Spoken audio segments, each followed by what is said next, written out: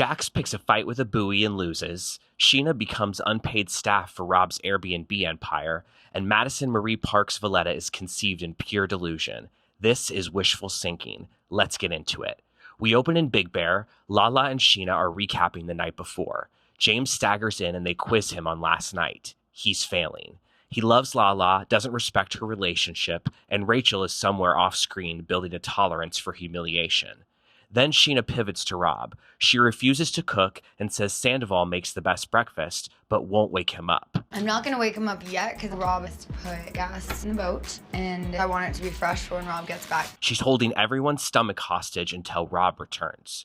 Jax is over it. He clocks that every sentence is Rob, Rob, Rob. He goes for a run to clear his head. The altitude is about to humble him fast. Back in LA, Lisa is at SUR and Stassi pitches her podcast. Stassi wants Lisa to teach her listeners how to get and keep a man. Her and Ken have been married like 84 years. Back in Big Bear, Jax is on the dock doing sit-ups like a sad P90X extra. James is wobbling on a paddleboard. Rob's on the boat. Then Jax announces his brightest idea yet. You know what I'm gonna do? I'm gonna swim to that buoy and back. Rob gives him a warning, but Jax takes off. Halfway out, the altitude hits him like a collection notice. He starts yelling back to shore. Yeah, you can come and help me if you want. The lifeguard isn't sure how serious Jax is at first, but with Rob's assurance, he jumps in to rescue him. Jack's life flashes before his eyes. Every bottle service girl, every I've changed lie, every ex all too happy to never see him again. Lala, watching from the beach, goes inside to inform the group. Jax just had to get rescued. She's delivering a play-by-play like she's calling the Kentucky Derby, and the horse is out of breath and on probation. Jax stumbles back into the cabin, traumatized. In his mind, this is a near-death experience. In everyone else's mind, it's a blooper reel. It would be devastating to lose somebody like that. But we didn't, so it's just funny. Jax goes right back to complaining about Rob. Tom lays out the root of Jax's jealousy. Jax tries to move on to gratitude about surviving, and Tom immediately pours salt in the wound. You would have been fine. Rob was out there. At SUR, Lisa pulls Billy Lee aside. Billy just did Stassi's podcast, and Lisa wants the recap. Billy mentions she had a great time and went through all the details on her recent trip to Thailand for her transition. Lisa's fascinated, asking questions like she's pricing out a very intense wellness retreat. In Big Bear, they all head out on Rob's boat. Everyone is enjoying the water. Scheana roasts Jax. I don't know if it's just because Jax has put on some weight, but homeboy looks awkward AF. Rob looks like a full GoPro commercial. Later, Jax, Tom, and Rob go out on the boat to bro down. Rob launches into his Big Bear origin story, then explains his romantic history. I mean, I was almost married before Scheana. And she was a princess. Like, legitimately, her dad was the Prince of Brunei. Princess of Brunei to Scheana from Azusa, an Airbnb property manager. That's not a glow down, that's witness protection. Now we get to the I love you landmine. He hasn't said it, and Jax hears the sound of storyline gold. You can see the little demon producer in his brain wake up and start taking notes. Cut to Ariana and Sandoval at sunset arguing about Vegas. Lisa wants him and Schwartz in Vegas on his birthday for Tom Tom business. Tom tries to spin it into a group birthday. She reminds him she's not just another +1. She's fine if it's work. The second Jax is involved, it's Boys Gone Wild probation edition. Meanwhile, Katie and Schwartz have a date night. He brings out a mariachi band. It's one of the last times his big gesture is music and not damage control.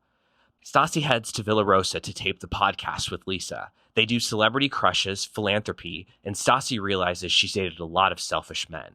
Then they get the Ken love story and Lisa's whole thesis.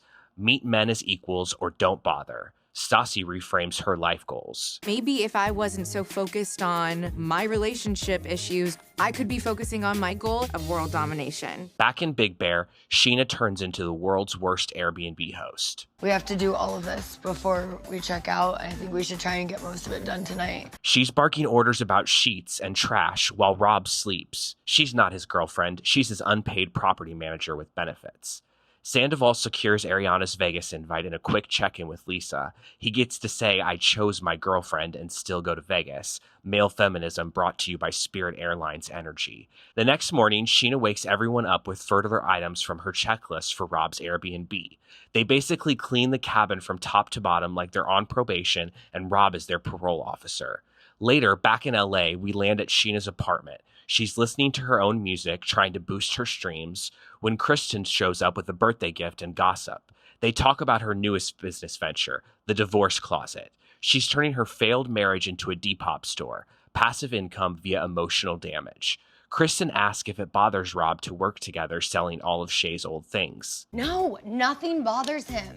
And that almost bothers me that nothing bothers him. That's not zen, that's detachment. Kristen drops the Jax intel. Rob told them he hasn't said I love you. Scheana's face cracks, but the denial is strong. She insists Jax is threatened because Rob is taller, hotter, younger, more successful, which is fair, but not the point. Then she rewrites the I love you situation. Scheana insists she's not a dumb girl in love with someone who isn't in love with her. Do you see the way he looks at me? Like he adores me. He looks at her the way you look at a Roomba. Then we hit the most iconic baby name in history. Madison Marie Parks Valletta. It sounds like a law firm that specializes in divorces and influencer scams. 4 names, 0 I love yous. She closes the episode by vowing revenge on Jax. In reality, the only person she's successfully terrorizing is herself. And that's wishful sinking. Tell me what Vanderpump Rules train wreck or Bravo meltdown deserves a deep dive next in the comments. Okay, quick Gale break before we go back to these women pretending they're in a good place. If you're still here, you clearly have Bravo brain like I do, so go ahead and hit subscribe. That little button under the video, that tells YouTube, yes, I do want more unhinged housewives breakdowns in my life. Now the bell is very I said what I said. That's you telling YouTube, don't play with me, I want to know the second she posts. Tap it so you're not the last one at the party asking, now how did I get in it when everyone's already in the comments?